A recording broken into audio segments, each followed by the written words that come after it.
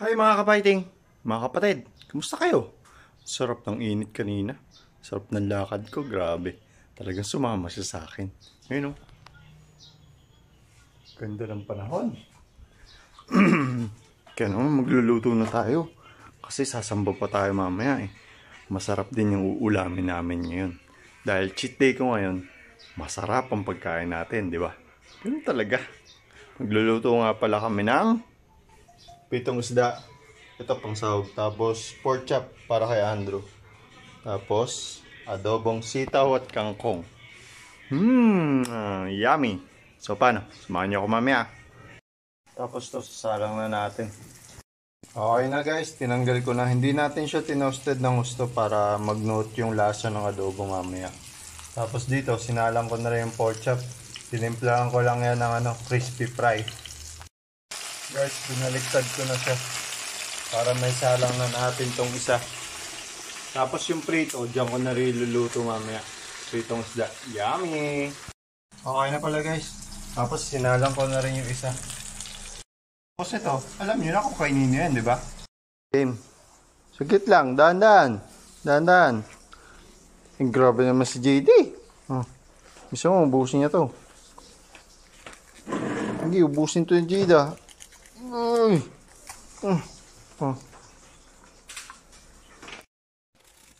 Okay na guys. Ayun po.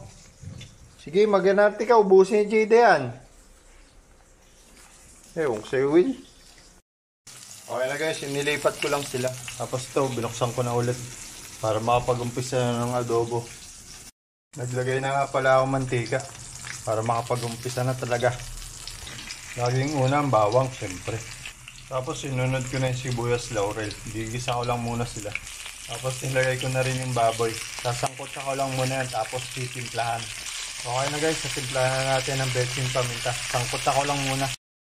Tapos yung isang pork chop, luto na. Sinalang ko na yung mga isda para sabay sila nito. Lalagay ko na dyan yung gulay. Okay na guys, yan na yung gulay. Tapos naglagay na rin ako ng toyo suka. Pakukuloyin muna natin yan. Tad ko na nga pala yung isda. Tapos dito nilagay ko na rin yung tokwa.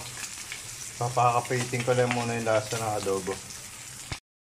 Tapos nilagay ko na rin pala yung kangkong. Hahaluin ko lang muna sila.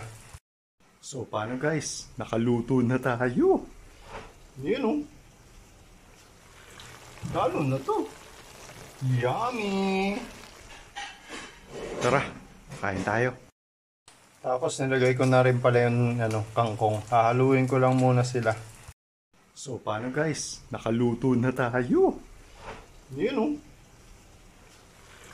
Lalo na to. Yummy!